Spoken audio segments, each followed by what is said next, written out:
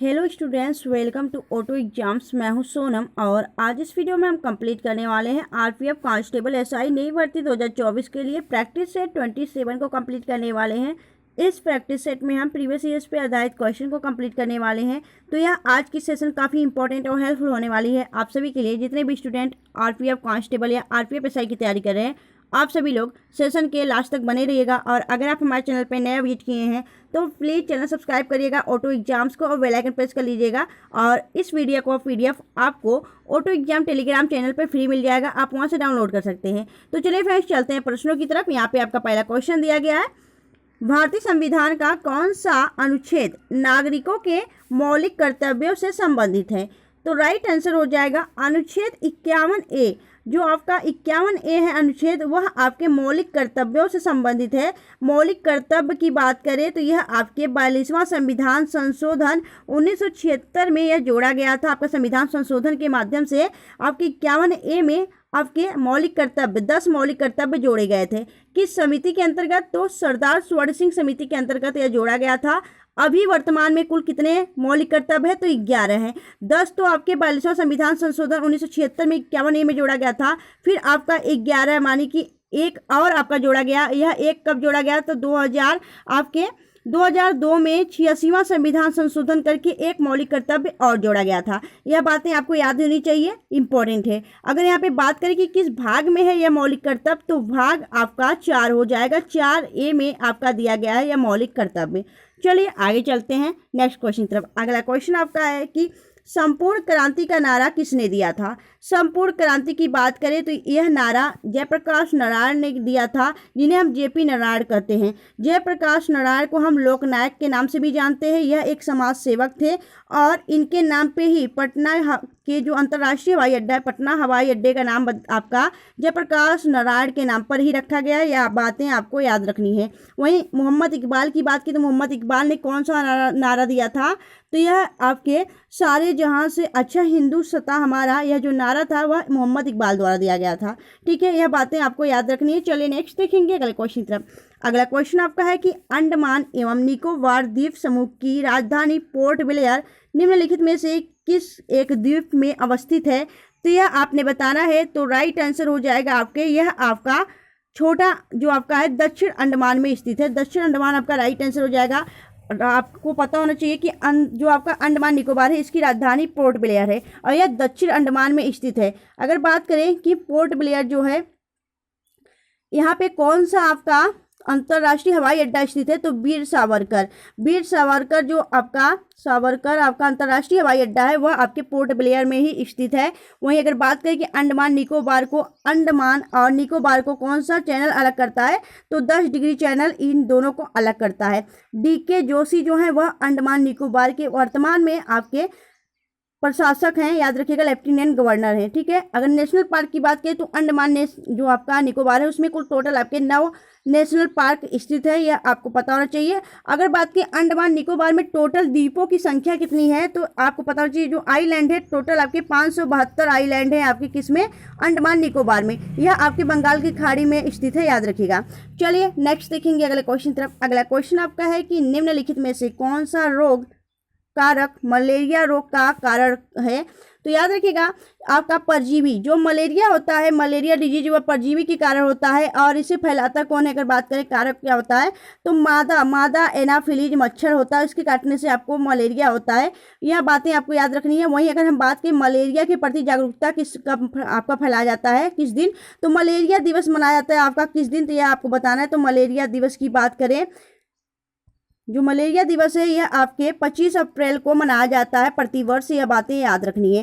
ठीक है, अगर वही बात करें कि जो मलेरिया की दवा है वह सिनकोना वृक्ष से निकाला जाता है, जो कि कुनैन दवा होती है आपके मलेरिया की। ठीक है, चलिए आगे देखेंगे। अगला क्वेश्चन आपका है कि यूरोप की सबसे ऊंची पर्वत चोटी में से एक पर्वत एल्ब्रुस का स्थित है, कहाँ स्थित है यह बताना है। तो जो आपका माउंट एल्ब्रुस है यह आपकी रूस में स्थित हो जाती है, रूस में, यह रूस की सबसे ऊंची चोटी और आपके यूरोप की भी सबसे ऊंची चोटी हो जाती है माउंट एल्ब्रुस। रूस की राजधानी क्या होती है, रूस की राजधानी हो जाती है आपकी मॉस्को, जो कि मॉस्कोवा नदी किनारे स्थित है, और रूस की मुद्रा हो जाती है रूबल। वर्तमान में रूस के जो राष्ट्रपति हैं वो हो जाते हैं व्लादिमीर पुतिन। ठीक है, चलिए नेक्स्ट देखेंगे अगले क्वेश्चन तरफ। अगला क्वेश्चन आपका है, फ्लेमिंगो उत्सव डैश राज्य में मनाया जाता है। तो फ्लेमिंगो उत्सव जो है यह आपके आंध्र प्रदेश में मनाया जाता है। Andhra Pradesh is the right answer. Andhra Pradesh की राजधानी अमरावती। और अगर बात की आंध्र प्रदेश के सीएम कौन है, YS जगनमोहन रेड्डी वर्तमान में यहाँ के मुख्यमंत्री हो जाते हैं। और गवर्नर हो जाते हैं कौन, तो गवर्नर हो जाएंगे विश्वभूषण हरिचंद्रन। अगर बात करें नेशनल पार्क की, नेशनल पार्क कौन सा है आपके आंध्र प्रदेश में, तो पापीकोंडा नेशनल पार्क और श्री वेंकटेश्वर नेशनल पार्क आपके आंध्र प्रदेश में ही स्थित है। चलिए नेक्स्ट देखेंगे अगले क्वेश्चन तरफ। अगला क्वेश्चन आपका है कि गांधी इरविन समझौता 5 मार्च 1931 को किससे संबंधित है। तो याद रखिए, जो इरविन समझौता, गांधी और इरविन के बीच जो समझौता हुआ था 5 मार्च 1931 को हुआ था, और यह किसके लिए आपका समझौता किया गया था, तो असहयोग जो आंदोलन, सविनय अवज्ञा आंदोलन के लिए यह आपका समझौता किया गया था। सविनय अवज्ञा आंदोलन की बात करें तो यह आपके 12 मार्च 1930 से लेके आपके कब तक चला, तो 6 अप्रैल 1930 तक ये आपका सविनय अवज्ञा आंदोलन चला। इसके लिए आपका गांधी इरविन समझौता किया गया था, यह बातें याद रखनी है। अगर बात करें रोलेट एक्ट की, तो यह आपके 1919 में रोलेट एक्ट लागू किया गया था। और असहयोग आंदोलन की बात करें तो असहयोग आंदोलन कब लागू किया गया था, तो यह आपके 1920 में असहयोग आंदोलन लागू किया गया था।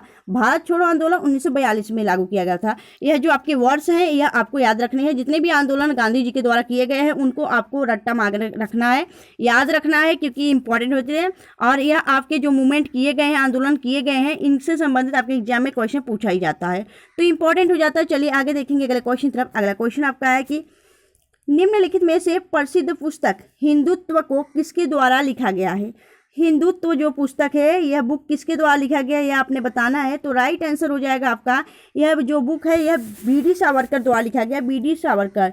ठीक है, तो option C is the right answer. वहीं अगर बात करें राजेंद्र प्रसाद की पुस्तक का क्या नाम जाता है, तो इंडिया डिवाइडेड पुस्तक जो है वह आपके राजेंद्र प्रसाद द्वारा लिखी गई है।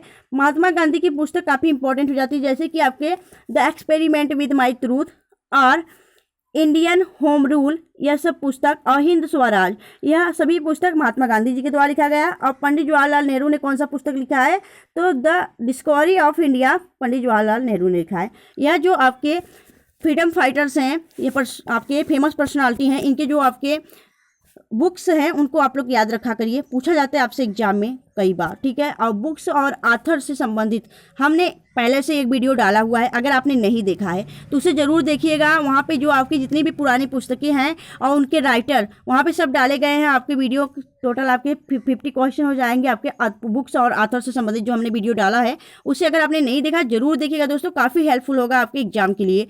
चलिए नेक्स्ट देखेंगे अगले क्वेश्चन तरफ। अगला क्वेश्चन आपका है कि निम्नलिखित में से ईरानी कप का संबंध किस खेल से है।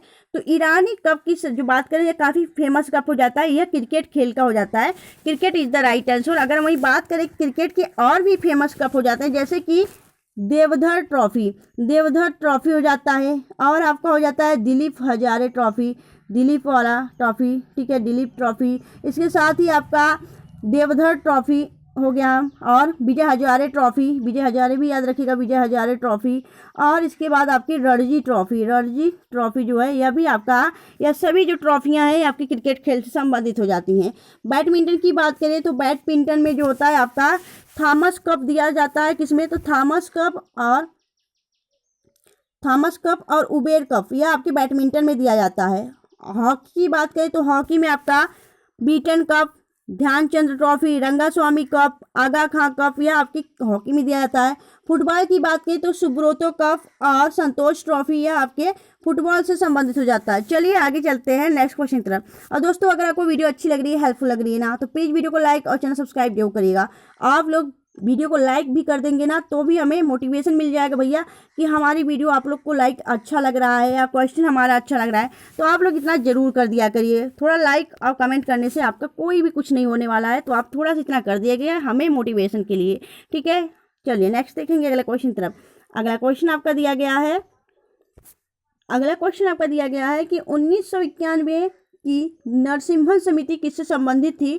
तो याद रखिएगा यह आपके वित्तीय क्षेत्र से संबंधित हो जाती है, यानी बैंकिंग क्षेत्र से संबंधित हो जाती है। यह वित्तीय क्षेत्र से आपका नरसिम्हन समिति 1991 में लागू की गई थी। यह जो आपका नरसिम्हन समिति थी यह किसके द्वारा आपका लागू किया गया था? तो याद रखिएगा यह भारत के वित्त मंत्री जब मनमोहन सिंह द्वारा यह आपके नियुक्त किया गया था। नरसिम्हन समिति यह वित्तीय क्षेत्र से संबंधित हो जाती है, यह बातें आपको याद रखनी है। नेक्स्ट देखेंगे, अगला क्वेश्चन आपका है, अर्थशास्त्र का नोबेल पुरस्कार किस वर्ष से स्थापित किया गया था? राइट आंसर हो जाएगा 1968 से आपका नोबेल पुरस्कार दिया जा रहा है इकोनॉमी में। ठीक है, नेक्स्ट देखेंगे अगला क्वेश्चन तरफ। अगला क्वेश्चन आपका है, सियाचिन ग्लेशियर को लेकर किन दो देशों के मध्य विवाद है? तो राइट आंसर हो जाएगा यह भारत और आपके पाकिस्तान के बीच स्थित यह आपका विवाद हो जाता है सियाचिन ग्लेशियर को लेकर। ठीक है, चलिए नेक्स्ट देखेंगे अगले क्वेश्चन तरफ। वहीं अगर बात करें जो यह पाकिस्तान है, पाकिस्तान के अभी हाल ही में 24वें जो प्राइम मिनिस्टर बने वह कौन बने हैं? तो शहबाज शरीफ बने हैं। शहबाज शरीफ वर्तमान में अभी प्राइम मिनिस्टर है कहाँ के? तो यह आपके प्रधानमंत्री हैं पाकिस्तान के। वहीं अगर बात करें 14वें अभी राष्ट्रपति नियुक्त किए गए हैं पाकिस्तान के, वह कौन से हो जाते हैं? तो याद रखिएगा आसिफ अली जरदारी।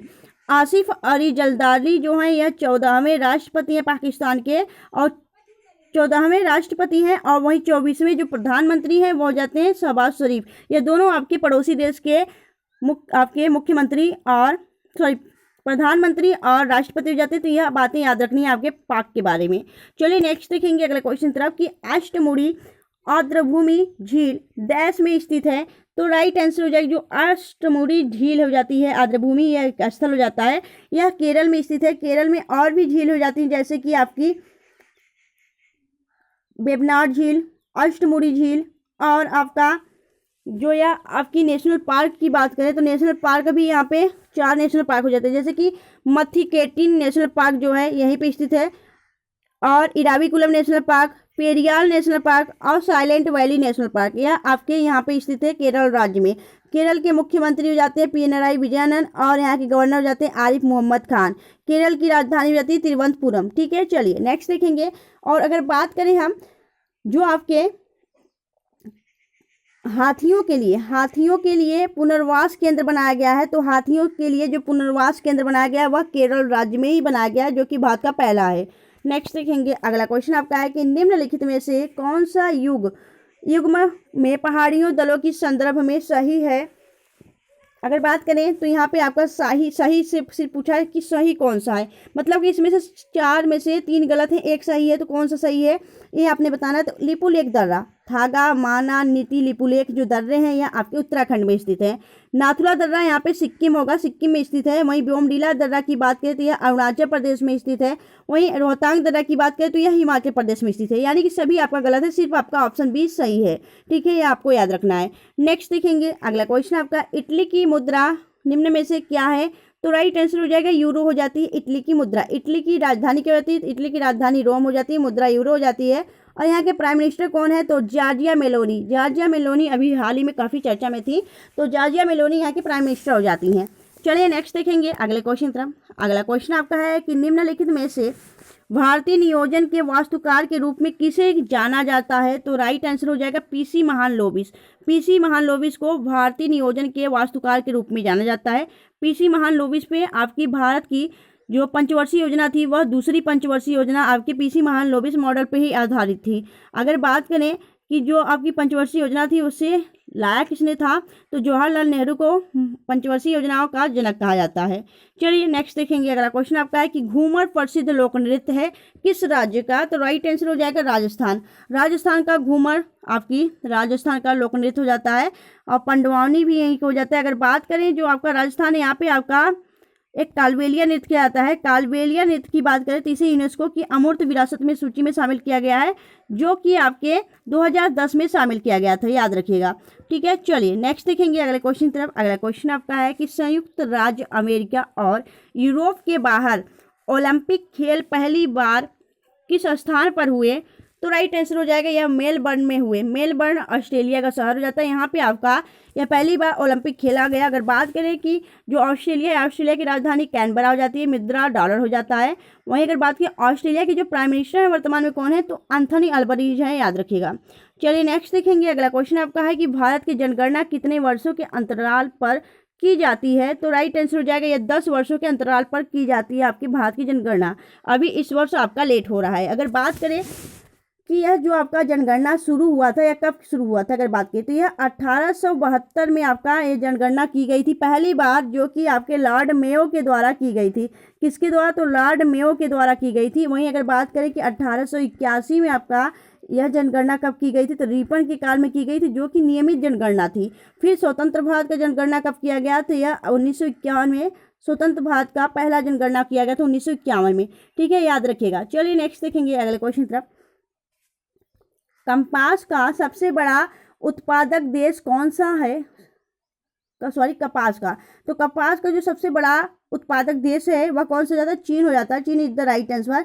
चीन की राजधानी हो जाती है बीजिंग, ठीक है, और मुद्रा हो जाती है रेनमिनबी, और यहाँ के जो राष्ट्रपति हो जाते हैं शी जिनपिंग। ठीक है, चलिए नेक्स्ट देखेंगे। अगला क्वेश्चन आपका है कि निम्नलिखित में से कौन सा वन्यजीव अभ्यारण्य मध्य प्रदेश में स्थित है, तो राइट आंसर हो जाएगा बोरी वन्यजीव अभ्यारण्य जो है यह मध्य प्रदेश में स्थित है।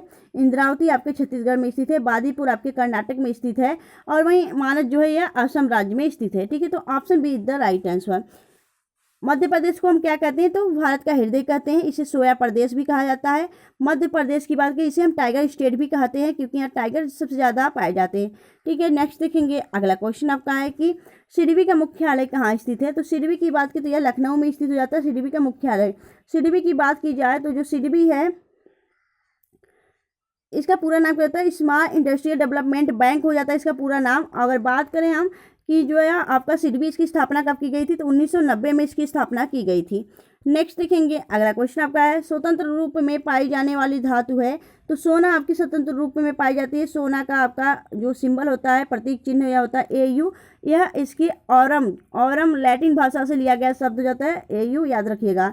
नेक्स्ट देखेंगे अगले क्वेश्चन तरफ। अगला क्वेश्चन आपका है सनशाइन विटामिन किसे कहते हैं, तो सनशाइन विटामिन डी को कहा जाता है। विटामिन डी की बात करें तो इसका रासायनिक नाम कैल्सीफेरॉल हो जाता है। यह आपके इसकी कमी से क्या होता है, इसकी कमी से बच्चों में रिकेट्स रोग हो जाता है, जिसे हम सूखा रोग कहते हैं। विटामिन डी प्राप्त कैसे होता है, तो विटामिन डी आपके फलों में भी नहीं पाया जाता, न तो आपके अगर बात करें जो आपका विटामिन डी है यह आपके सूर्य के प्रकाश से पाया जाता है और मछली की यकृत में पाया जाता है। ठीक है, तो option D is the right answer. चलो नेक्स्ट देखते हैं अगले क्वेश्चन।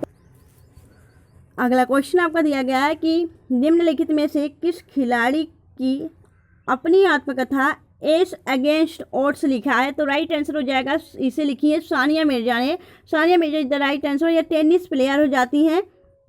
ठीक है, अभी टेनिस नहीं खेलती, पहले टेनिस खेलती थी। अगर बात करें यहाँ पे साइना नेहवाल की, यह badminton player, Virat Kohli cricket player, और आपके वीरेंद्र सहवाग ये भी आपके क्रिकेट प्लेयर हो जाते हैं। चलिए नेक्स्ट देखेंगे अगले क्वेश्चन तरफ। अगला क्वेश्चन आपका है कि हिमालय पर्वत किस प्रकार के पर्वत का उदाहरण है, तो ये आपने बताना है। तो राइट आंसर हो जाएगा जो हिमालय पर्वत है यह आपका किस पर्वत का उदाहरण जाता है, तो परतदार वली पर्वत का उदाहरण जाता है। Option A is the right answer. Next देखेंगे अगले क्वेश्चन तरफ। अगला क्वेश्चन आपका है गलत मिलान की पहचान कीजिए, कौन सा गलत मिलान है।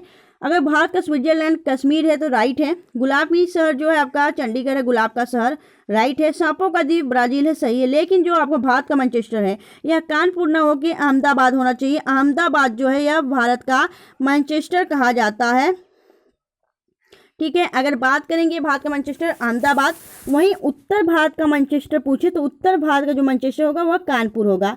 अगर दक्षिण भारत का मैनचेस्टर पूछे तो वह कोयम्बटूर होगा। ठीक है, तो option B is the right answer. चलिए आगे चलते हैं प्रश्नों की तरफ। और दोस्तों अगर आपको वीडियो अच्छी लग रही है, हेल्पफुल लग रही है, तो प्लीज़ वीडियो को लाइक और चैनल सब्सक्राइब जरूर करिएगा। ठीक है फ्रेंड्स, चलिए नेक्स्ट देखेंगे। अगला क्वेश्चन आपका है कि विश्व में प्रथम ट्रेन किस देश में चली, तो राइट आंसर हो जाएगा यह ब्रिटेन में चली थी प्रथम आपकी ट्रेन। ठीक है, जिसे हम रेलगाड़ी कहते हैं। अगर बात करेंगे कि ब्रिटेन के बारे में, तो ब्रिटेन की राजधानी हो जाती है लंदन, और मुद्रा हो जाती है आपकी कौन सा, तो यहाँ की जो मुद्रा हो जाती है ब्रिटेन की हो जाती है कौन सा, पाउंड स्टर्लिंग। और यहाँ की अगर बात करें प्राइम मिनिस्टर की, तो यहाँ के प्राइम मिनिस्टर हो जाते हैं ऋषि सुनक। जो कि भारतीय मूल के हैं। नेक्स्ट देखेंगे अगले क्वेश्चन की तरफ। अगला क्वेश्चन आपका है, भारत में पहली जनगणना कब हुई थी? तो अभी हमने नेक्स्ट क्वेश्चन में देखा था, तो पहली जनगणना 1872 में की गई थी। ठीक है, चलिए नेक्स्ट देखेंगे अगले क्वेश्चन की तरफ। अगला क्वेश्चन आपका है कि 3 बीघा कॉरिडोर किन दो देशों को जोड़ता है? तो राइट आंसर हो जाएगा यह भारत और बांग्लादेश के बीच स्थित है 3 बीघा कॉरिडोर। ठीक है, अगर बांग्लादेश की बात करें, बांग्लादेश की राजधानी ढाका, मुद्रा टका। और यहाँ के जो प्राइम मिनिस्टर हो जाती है वह शेख हसीना हो जाती हैं। वहीं अगर बात करें राष्ट्रपति की, तो राष्ट्रपति शहाबुद्दीन चुप्पू हो जाते हैं। नेक्स्ट देखेंगे अगला क्वेश्चन आपका है कि भारत की सबसे बड़ी जनजाति कौन सी है? तो राइट आंसर हो जाएगा भील जनजाति भारत की सबसे बड़ी जनजाति है। वहीं अगर बात करें कि जो आपका सबसे बड़ा जो आपका जनजाति है वह भील हो जाता है, या 2011 की जनगणना के अनुसार बताया गया है। नेक्स्ट देखेंगे अगला क्वेश्चन आपका है कि निम्नलिखित में से कौन सा मिलान गलत है? तो याद रखिएगा आपका हाथी प्रोजेक्ट गलत होगा। यहाँ पे आपका 52 होना चाहिए था। आपका जो 1952 है, 1952 में यह हाथी प्रोजेक्ट लॉन्च किया गया था, लेकिन यहाँ पे 93 दिया गया है, तो यह आपका गलत हो जाएगा। अगर हम बात करें यहाँ पे कि बाघ परियोजना, तो 1973 राइट है, और गैंडा परियोजना भी आपका राइट है। हाथी की बात की तो हाथी प्रोजेक्ट आपके 1992 में लॉन्च किया गया था, option B the right answer. हाथी के लिए जो प्रथम अस्पताल खोला गया है, तो आपका राइट आंसर हो जाएगा यूपी के मथुरा में। जो आपके यूपी के मथुरा है वहाँ पे हाथी अस्पताल खोला गया है, ये आपको याद रखना है, option B the right answer. Next देखेंगे अगले क्वेश्चन की तरफ। अगला क्वेश्चन आपका है कि विश्व की सबसे बड़ी खाड़ी कौन सी है? तो राइट आंसर हो जाएगा मैक्सिको की खाड़ी, या विश्व की सबसे बड़ी खाड़ी हो जाती है। और मैक्सिको को, जो मैक्सिको की खाड़ी है, उसे कौन सी जल संधि अलग करती है? तो मैक्सिको की खाड़ी और क्यूबा की बात करें तो मैक्सिको की खाड़ी और जो क्यूबा आपका कंट्री है, इसे कौन सी जल संधि अलग करती है? तो याद रखिएगा युकाटन जल संधि। युकाटन जल संधि जो है यह आपके मैक्सिको की खाड़ी और क्यूबा को अलग करती है। अगर आप सब ने विश्व की प्रमुख जल संधियाँ जो है वह वीडियो नहीं देखी है, तो वह वीडियो भी हमने अपलोड की है, उसमें मैप के साथ हमने यह आपकी जल संधियाँ कवर कराई है।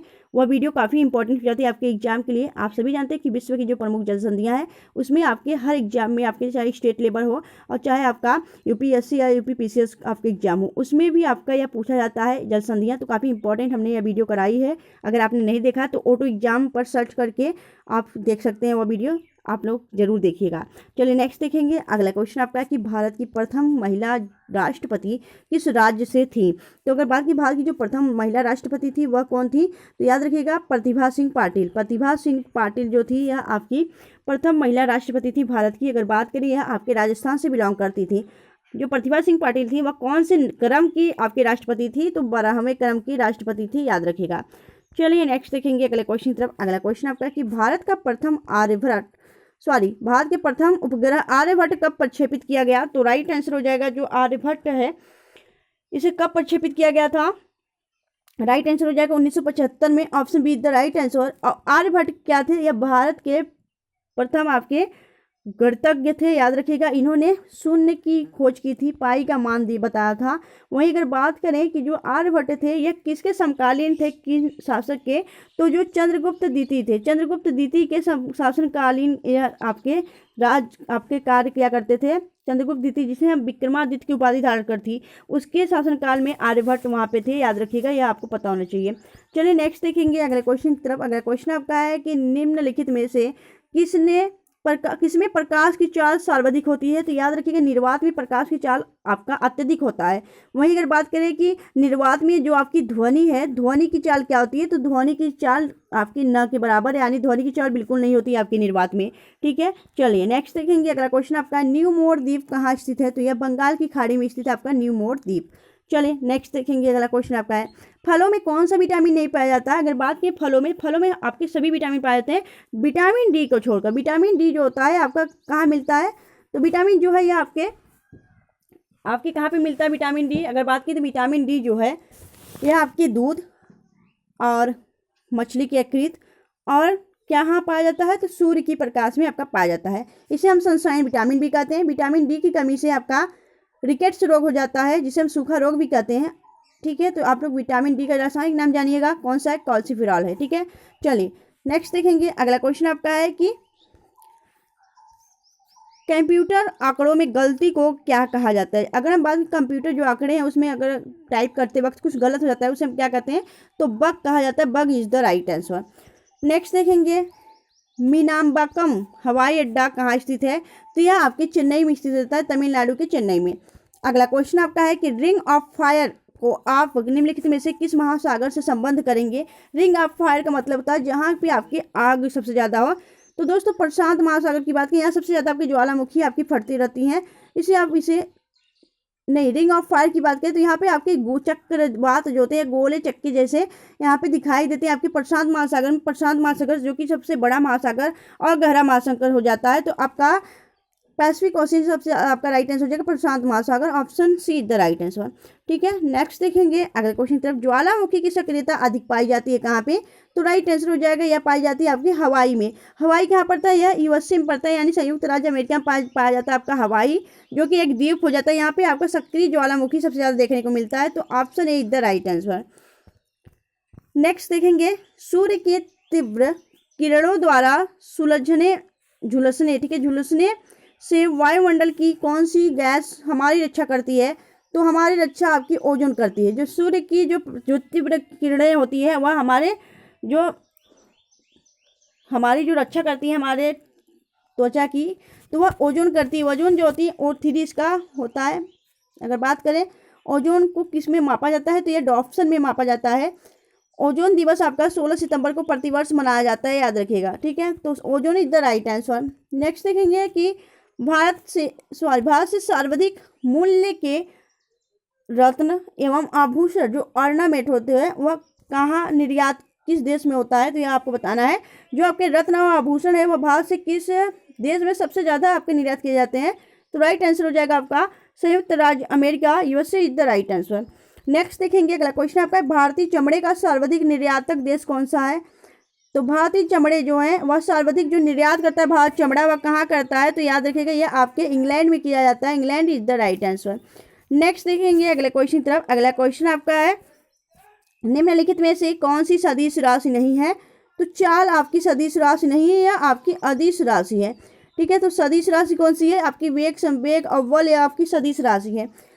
चाल की बात की चाल और आपका जो चाल है दोस्तों, चाल यह आपका अदिश राशि हो जाता है। ठीक है, चाल दूरी समय। ठीक है, चलिए नेक्स्ट देखेंगे अगले क्वेश्चन की तरफ। अगला क्वेश्चन आपका है, नेक्स्ट क्वेश्चन आपका दिया गया है दिशा मापने के लिए किस यंत्र का उपयोग किया जाता है? तो राइट आंसर हो जाएगा कंपास। कंपास को यूज किया जाता है दिशा मापक के लिए, याद रखिएगा, option B is the right answer. Hygrometer जो होता है यह आर्द्रभूमि नापने के लिए होता है। फेदोमीटर जो होता है समुद्र की गहराई नापने के लिए होता है। और ल्यूकोमीटर जो होता है यह आपका दूध की शुद्धता नापने के लिए किया जाता है। ठीक है, तो याद रखिएगा option B is the right answer. Next देखेंगे अगला क्वेश्चन आपका है, जैन साहित्य का संकलन किस भाषा व लिपि में है? तो जैन साहित्य का जो संकलन किया गया है वह आपकी प्राकृति और अर्धमागधी भाषा में की गई है, option B is the right answer. Next देखेंगे अगला क्वेश्चन आपका है कि सूर्य से बढ़ती दूरी के अनुसार ग्रहों का सही क्रम क्या है? तो याद रखिएगा बुध, शुक्र और पृथ्वी और मंगल। ठीक है, सूर्य यहाँ हो जाता है, फिर आपकी ग्रह होता है जो कौन सा ग्रह है? तो यह बुध ग्रह हो जाता है। ठीक है, उसके बाद आपका शुक्र ग्रह हो जाएगा, फिर पृथ्वी हो जाएगा, फिर आपका मंगल ग्रह हो जाएगा। इसी प्रकार यह आपका क्रम होता है, इसलिए शुक्र और पृथ्वी दोनों साथ होते हैं, इसलिए इसे जुड़वा बहन भी कहा जाता है। ठीक है, याद रखिएगा यह सूर्य हो जाता है आपका, यह सौरमंडल इस प्रकार आपका ग्रह क्रम में रहते हैं। नेक्स्ट देखेंगे अगला क्वेश्चन है, तो आपका डी यहाँ पे राइट आंसर हो जाएगा। अगला क्वेश्चन आपका दिया गया है कि सरस्वती सम्मान निम्नलिखित में से किस क्षेत्र में दिया जाता है? तो राइट आंसर हो जाएगा जो सरस्वती सम्मान है यह आपके साहित्य के क्षेत्र में दिया जाता है। इसे कौन देता है? तो के बिरला फाउंडेशन इसे दिया करता है आपका सरस्वती सम्मान। इसकी शुरुआत कब की गई थी? 1991 में की गई थी। सर्वप्रथम किसे दिया गया था? तो हरिवंश राय बच्चन को दिया गया था। यह आपके जो पुरस्कार है हरिवंश राय बच्चन को दिया गया था। 2023 की बात करें और 2022 की, तो 2022 में जो आपका 32वां व्यास सम्मान था वह दिया गया था किसे? तो 32वां व्यास सम्मान दिया गया था आपके सूर्यवंशम पुस्तक के लिए। किसे? तो यह दिया गया था शिवशंकरी को, जो कि एक तमिल लेखिका है शिवशंकरी। उनकी पुस्तक सूर्यवंशम के लिए इन्हें 32वां व्यास सम्मान 2022 में दिया गया था। और अगर बात करें 33वां जो व्यास सम्मान है 2023 में, तो 33वां व्यास सम्मान 2023 में पुष्पा भारती को मिला है, जो कि उनकी पुस्तक है यादें यादें यादें के लिए। ठीक है दोस्तों, यह सारी बातें आपको याद रखनी है। तो यहाँ पे हमने आरपीएफ के लिए, ठीक है, RPF SI और RPF कांस्टेबल के लिए हम टोटल आपके 50 क्वेश्चन के यह प्रैक्टिस सेट कराते हैं डेली। तो इस टाइम पे आप लोग जरूर जुड़ा करिए और इस क्लास को किया करिए, इससे आपको काफ़ी हेल्प और बेनिफिट मिलने वाला है। तो यह वीडियो आपको कैसी लगी आप हमें कमेंट सेक्शन में कमेंट करके जो बताइएगा। अपने ओपिनियन जो है वह लास्ट में वीडियो के कमेंट सेक्शन में ज़रूर लिखा करिए और इस वीडियो को आप लोग ग्रुप में शेयर कर दिया करिए, जिससे कि यह वीडियो और भी लोगों के पास जुड़े और भी इससे लोग जुड़ के अपनी तैयारी कर सकें। तो फ्रेंड्स, मिलेंगे आपसे नेक्स्ट वीडियो में ऐसे बेस्ट कंटेंट के साथ। तब तक के लिए bye bye and thanks for watching, keep smiling.